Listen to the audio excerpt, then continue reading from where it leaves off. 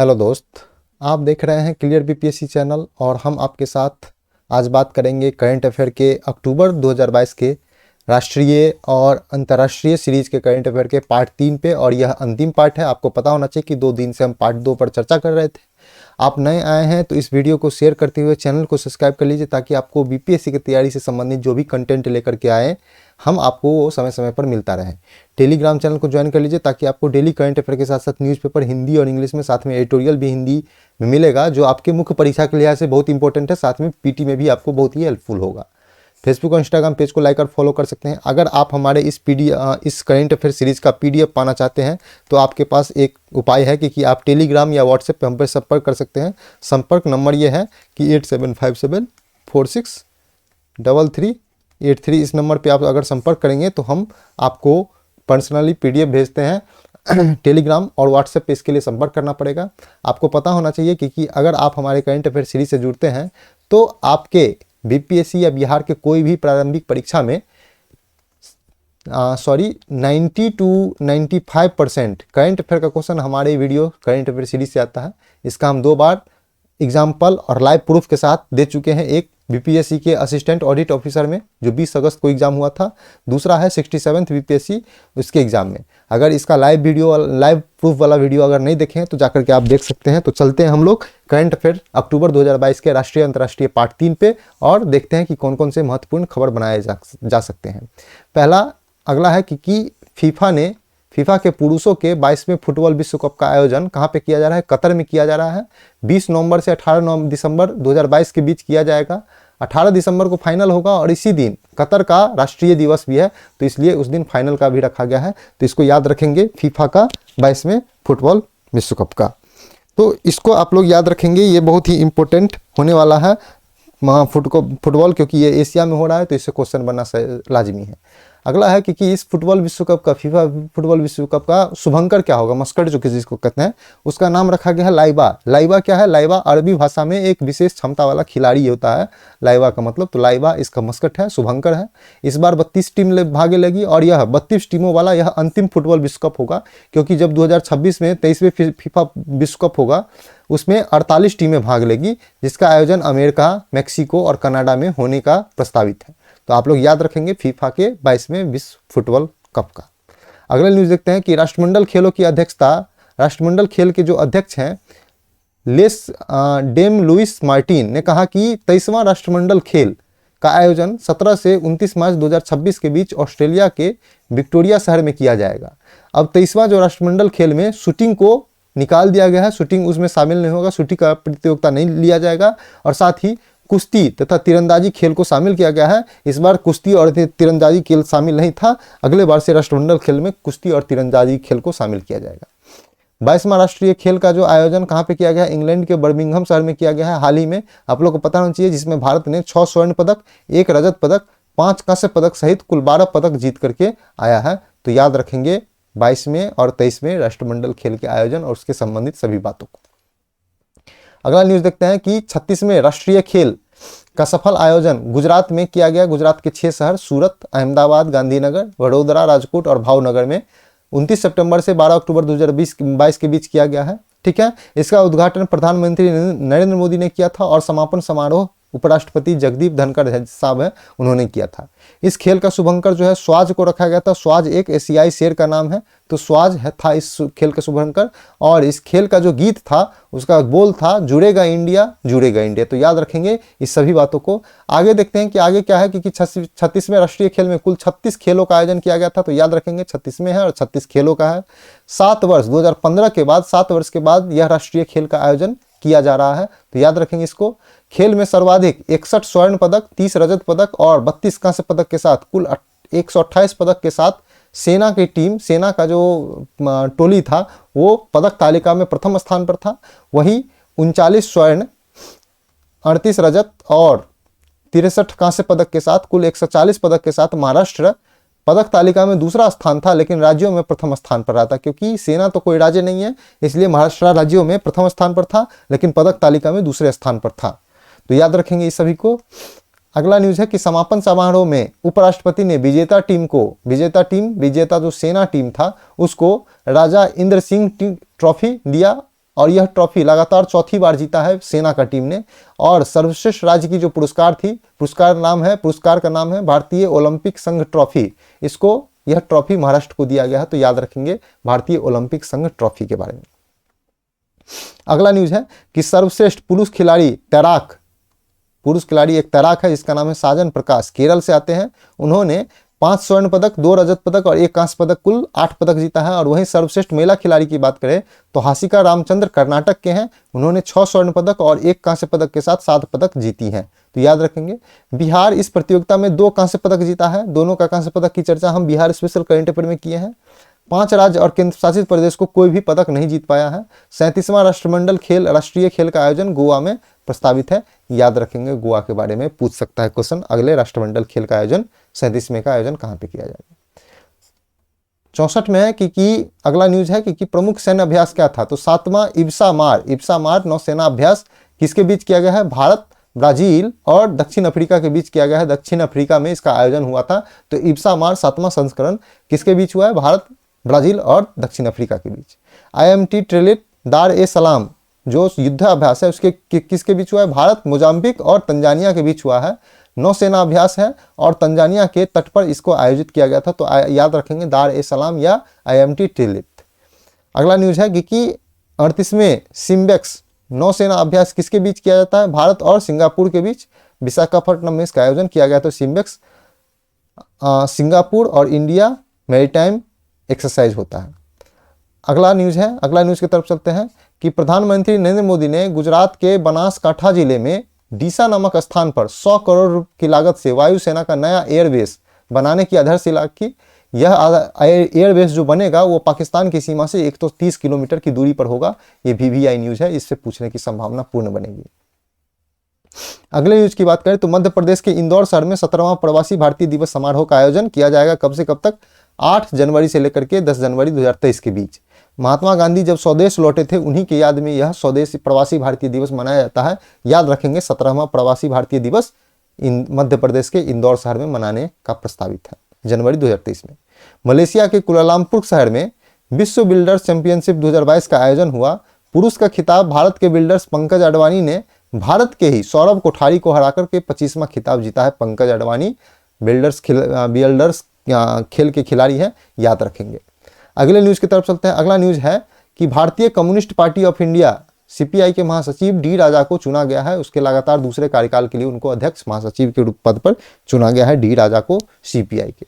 अगला न्यूज है कि पूर्व न्यायाधीश GD शर्मा थे, उनकी अध्यक्षता में 2020 में एक आयोग बनाया गया था जिसका नाम था जम्मू कश्मीर सामाजिक और शैक्षिक रूप से पिछड़ा वर्ग आयोग।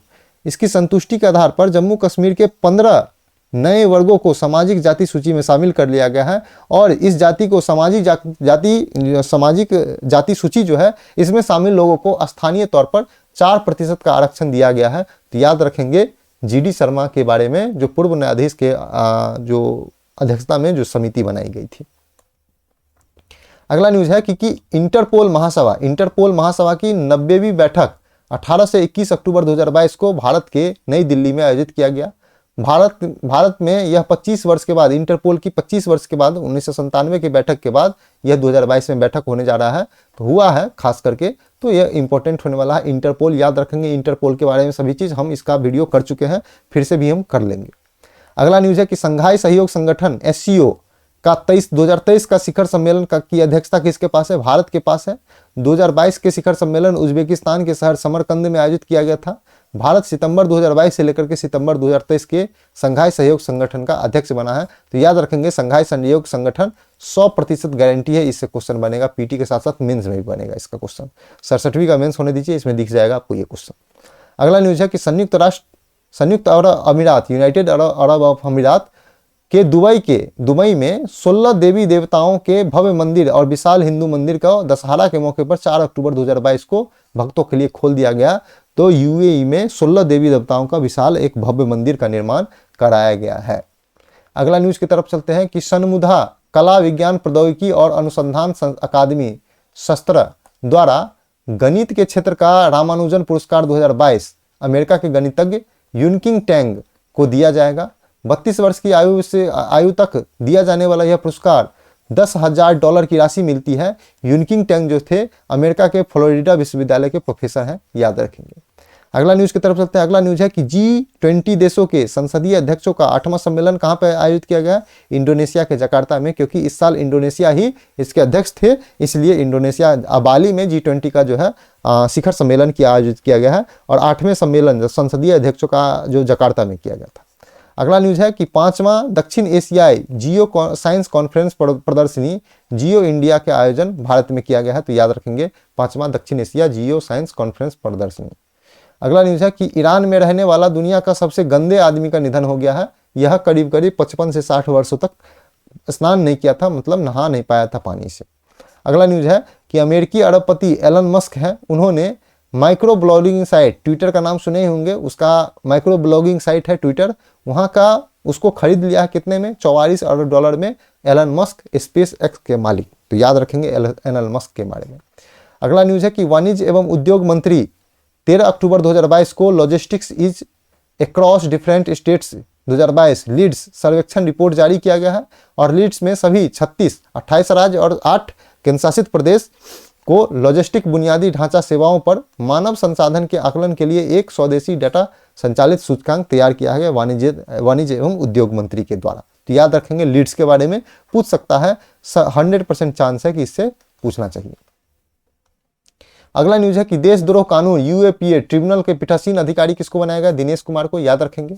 दुनिया के सबसे बड़े चीनी उत्पादक के रूप में भारत प्रथम स्थान पर आया है, ये भी याद रखेंगे। गृह मंत्री अमित शाह जम्मू कश्मीर के पहाड़ों में रहने वाले जो समुदाय हैं उसको अनुसूचित जनजाति ST का दर्जा देने की घोषणा की है गृह मंत्री अमित शाह ने, तो याद है, बहुत ही वेरी इंपॉर्टेंट पॉइंट है, याद रखेंगे, इसको भूलने में दिक्कत नहीं होगी, याद रखने में दिक्कत नहीं होगी। रतन टाटा को समाज सेवा के लिए सेवा रत्न पुरस्कार से सम्मानित किया गया है, रतन टाटा का नाम याद रखेंगे। अगला न्यूज है कि केंद्र सरकार ने आपात ऋण गारंटी योजना 400 करोड़ रुपए से बढ़ा करके 1500 करोड़ रुपया कर दिया गया है, आपात ऋण गारंटी योजना, याद रखेंगे। अगला न्यूज है कि गृह मंत्री अमित शाह ने सिक्किम के गैंगटॉक में लौह पुरुष सरदार वल्लभ भाई पटेल के प्रतिमा का अनावरण किया है, तो इसको बहुत ही इंपॉर्टेंट करके याद रखेगा। अगला न्यूज है कि अंतरिक्ष में फिल्म शूटिंग करने वाला प्रथम अभिनेता कौन बना है? Tom cruise. तो टॉम क्रूज अंतरिक्ष में जाकर के ISS इंटरनेशनल स्पेस स्टेशन में जाकर के फिल्म का शूटिंग किया है। अगला न्यूज है कि क्लब फुटबॉल में 700 गोल दागने वाले सबसे पहला खिलाड़ी क्रिस्टियानो रोनाल्डो बन चुके हैं, यह पुर्तगाल के ये पुर्तगाल के खिलाड़ी हैं। अगला न्यूज देखते हैं कि विनायक गोडसे भारतीय डेटा सुरक्षा परिषद के नए मुख्य कार्यकारी अधिकारी CEO चीफ एग्जीक्यूटिव ऑफिसर के रूप में नियुक्त किया गया है विनायक गोडसे को भारतीय डेटा सुरक्षा परिषद के रूप में। वहीं मृणालिनी श्रीवास्तव की बात किया जाए तो इनको NDRF राष्ट्रीय आपदा प्रबंधन प्राधिकरण का निदेशक बनाया गया है। अगला न्यूज है कि भारतीय डिस्क थ्रो खिलाड़ी का नाम है कमलप्रीत कौर को डोपिंग के आरोप में 3 साल तक के लिए प्रतिबंधित लगा दिया गया। डिस्क थ्रो खिलाड़ी का नाम था कमलप्रीत कौर, तो याद रखेंगे इनको। अगला न्यूज है कि भारतीय नौसेना ने आंध्र प्रदेश में अपतटीय सुरक्षा अभ्यास प्रस्थान का आयोजन किया है, तो याद रखेंगे प्रस्थान के आयोजन के बारे में। अगला न्यूज देखते हैं कि अगला न्यूज है कि चीन ने अपना प्रथम सौर वेधशाला फुआकू 1 लॉन्च किया है, याद रखेंगे। तमिलनाडु सरकार ने भारत का प्रथम सिलेंडर लोरिस अभ्यारण्य अधिसूचित किया है। अगला न्यूज है कि जागृति यादव को 1 दिन के लिए भारत में यूनाइटेड किंगडम के उच्चायुक्त बनाया गया था, तो याद रखेंगे जागृति यादव का नाम पूछ सकता है।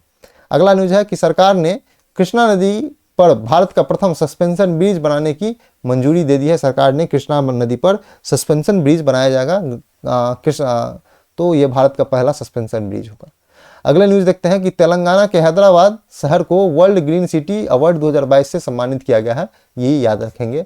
अगला न्यूज है कि मध्य प्रदेश हिंदी मेडिकल और इंजीनियरिंग की शिक्षा, मध्य प्रदेश जो है हिंदी में मेडिकल इंजीनियरिंग की शिक्षा देने वाला भारत का पहला राज्य बन गया है। राजीव नहीं होगा, राज्य होगा। अगला न्यूज है कि भारतीय सेना ने अग्निवीर सैनिकों के लिए सैलरी पैकेज देने के लिए 11 बैंकों के साथ समझौता किया है। जिसका नहीं खुला है अग्निवीर का वो खाता खुलवाएंगे, जिसका खुल चुका है उनका रक्षा की जाएगी। अगला न्यूज है कि जल जीवन हरियाली मिशन के लक्ष्य को प्राप्त करने वाला एकमात्र राज्य तमिलनाडु बन चुका है।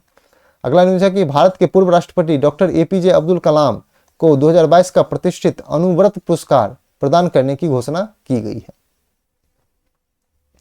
अगला न्यूज देखते हैं कि जापान में गर्भवती महिलाओं को पुनर्विवाह पर प्रतिबंध जो लगाया गया था उसे हटा दिया गया है। अब गर्भवती महिला भी पुनर्विवाह या दूसरा विवाह कर पाएंगी। अगला न्यूज है कि रेल मंत्री अश्विनी वैष्णव ने भारत का प्रथम एल्यूमिनियम फ्रेट रैक का उद्घाटन उड़ीसा के भुवनेश्वर शहर में किया गया है। तो याद रखेंगे, एल्यूमिनियम फ्रेट रैक का उद्घाटन हो चुका है। अगला न्यूज है कि 2023 में एशियन फुटबॉल कप टूर्नामेंट की मेजबानी कौन करेगा? तो कतर कर रहा है, कतर करेगा। अगला न्यूज है कि अंतर्राष्ट्रीय सौर गठबंधन ISA इंटरनेशनल सोलर अलायंस का 5वां सभा का आयोजन नई दिल्ली में किया गया है। RK सिंह की अध्यक्षता में किया गया है। तो भारत में आयोजित किया गया है, नई दिल्ली में RK सिंह इसके अध्यक्ष थे। अगला न्यूज है कि 22वां ब्लॉकचेन शिखर सम्मेलन का आयोजन दुबई के अटलांटिस शहर में किया गया है। तो याद रखेंगे, ब्लॉकचेन शिखर सम्मेलन। अगला न्यूज की तरफ चलते हैं। तो अगले न्यूज की हम बात करेंगे, इससे पहले हम आपको बता दें कि अगर आप हमारे इस करंट अफेयर सीरीज का PDF पाना चाहते हैं तो आप हमसे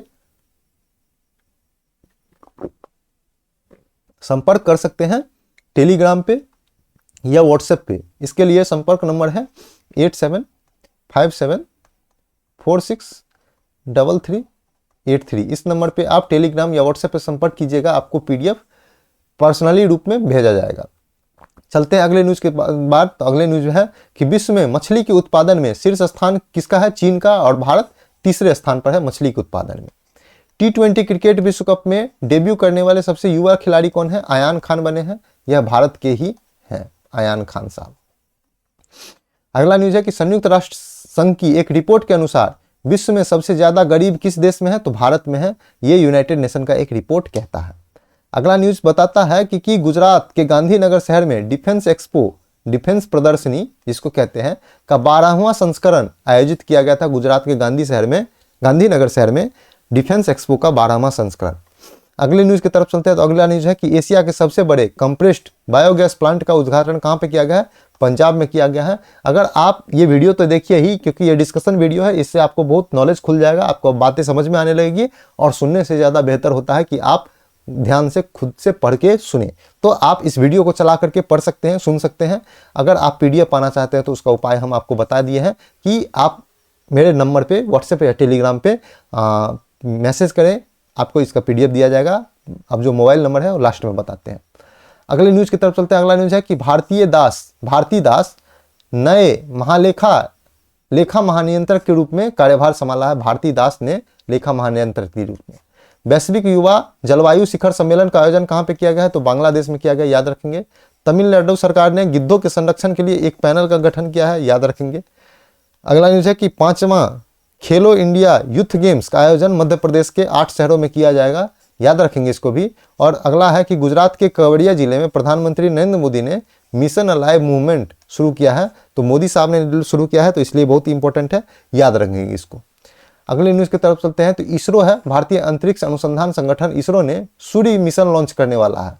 सूर्य मिशन जिसका नाम है आदित्य L1 मिशन, उसके प्रधान वैज्ञानिक के रूप में शंकर सुब्रमण्यम को नियुक्त किया गया है आदित्य L मिशन के लिए। तो याद रखेंगे इसरो का आदित्य L मिशन और उनके वैज्ञानिक सलाहकार या प्रधान। अगला न्यूज है कि Guinness book of world record में सप्ताह का सबसे खराब दिन सोमवार को घोषित किया गया है। तो सोमवार Guinness book of world record के अनुसार सोमवार सप्ताह का जो है सबसे खराब दिन माना जाता है।